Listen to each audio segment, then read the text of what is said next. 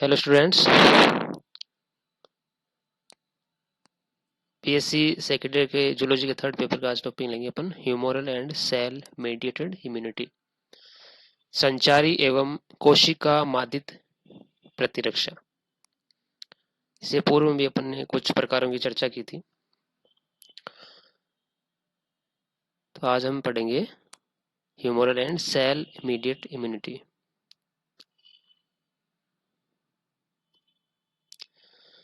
पहले अपन लेते हैं संचारी प्रतिरक्षण, या इसको हम कहते हैं एंटीबॉडी मीडिएटेड इम्यूनिटी, AMI।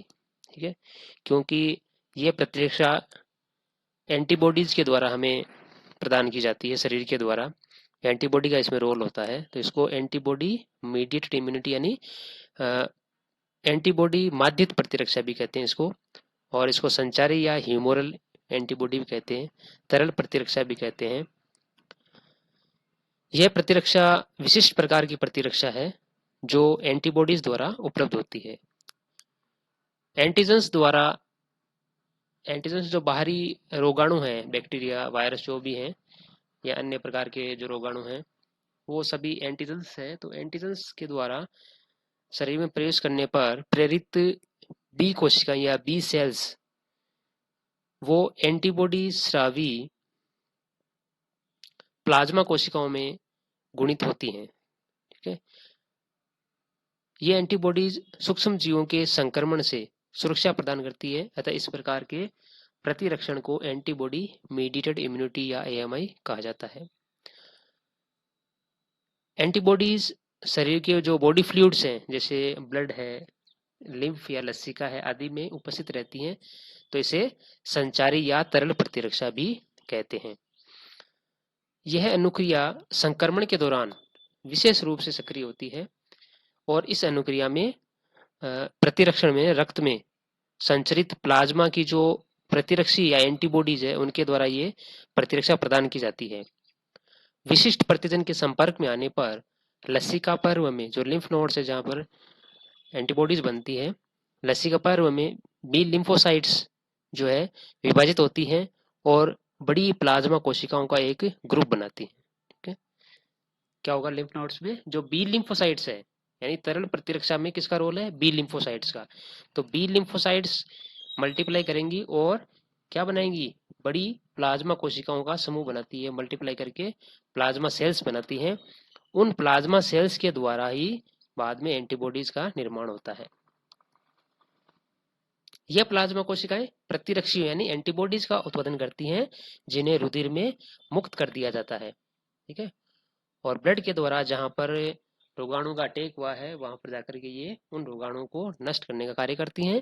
रुधिर में ये एंटीबॉडीज प्लाज्मा प्रोटीन का गामा ग्लोबुलिन भाग बनाती हैं। ठीक है, यानी जो एंटीबॉडीज हैं वो एक प्रकार के क्या है, गामा ग्लोबुलिन प्रोटीन्स हैं, प्लाज्मा के गामा ग्लोबुलिन प्रोटीन्स हैं। इसके बाद में इनमें से कुछ जो बी लिम्फोसाइट्स हैं, ठीक है, कुछ बी लिम्फोसाइट्स लसिका पर्व में एंटीबॉडीज का कार्य करने के पश्चात शेष जो हैं वो वर्षों तक यथावत उपस्थित रहती हैं, जिनको अपन मेमोरी सेल्स कहते हैं। ठीक है, ये क्या करती हैं, जब दोबारा कभी उसी विशिष्ट प्रकार के रोगाणु का शरीर पर आक्रमण होता है तो उसको पहचान लेती हैं और शरीर को सुरक्षा प्रदान करती हैं। जो इसी प्रकार के जब एंटीजन का आक्रमण होता है उसके प्रति तेज अनुक्रिया प्रदान करती हैं। इससे भी ज्यादा फास्ट और इफेक्टिव जो इनका रेस्पॉन्स होता है, किनका, मेमोरी सेल्स का। जो शेष प्लाज्मा सेल्स है जो एंटीबॉडीज बनाने के बाद में शेष रह जाती है कुछ, वो मेमोरी सेल्स के रूप में रहती हैं। तो यह है ह्यूमरल इम्यूनिटी, जो मुख्य रूप से बी लिम्फोसाइट्स के द्वारा प्रतिपादित होती हैं, जो कि अस्थि मज्जा द्वारा निर्मित होते हैं। बी लिम्फोसाइट्स का निर्माण कहाँ होगा, बोन मेरो या अस्थि मज्जा में इनका निर्माण होता है। सेकंड जो है अगली, वो है कोशिका माध्यित प्रतिरक्षा या CMI।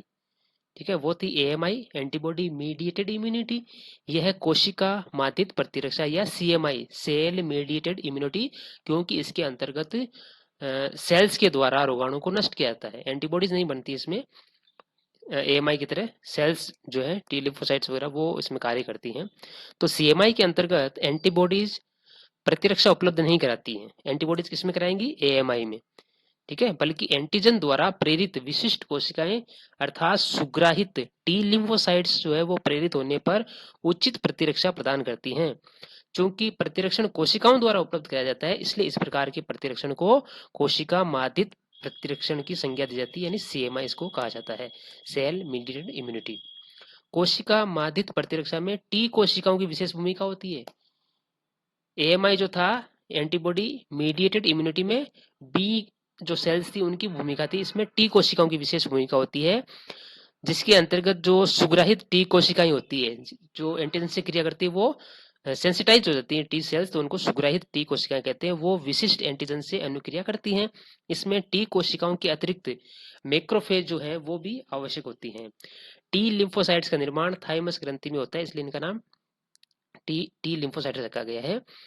और बी लिम्फोसाइट जो है बी सेल्स, उनका निर्माण कहाँ होता है? बोन मेरो या अस्थि मज्जा में होता है। लेकिन टी लिम्फोसाइट्स का निर्माण कहाँ होता है? थाइमस ग्रंथि में होता है। टी कोशिकाओं की एंटीजन से प्रतिक्रिया के पश्चात ये भी बी कोशिकाओं के समान प्रेरित होकर क्लोनल टी कोशिकाओं का निर्माण करती हैं। ठीक है, जैसे जो बी सेल्स थी, बी लिम्फोसाइट्स थी, वो अपने समान कई खूब सारी कोशिकाओं का ग्रुप बनाती हैं। उसी प्रकार से ये भी जो टी कोशिकाएं हैं, ये भी जब एंटीजन से क्रिया करती हैं तो ये भी बी कोशिकाओं के समान क्लोनल खूब सारी टी कोशिकाओं का निर्माण करती हैं, जो फिर एंटीजन के जो अन्य अणु उनके साथ में प्रतिक्रिया करती हैं। ठीक है, तो इस प्रकार से हमने देखा कि जो संचारी और कोशिका माध्यित प्रतिरक्षा है उनमें क्या क्या डिफरेंस है और किस प्रकार से ये अपनी रोगाणु प्रति अनुक्रिया करती हैं।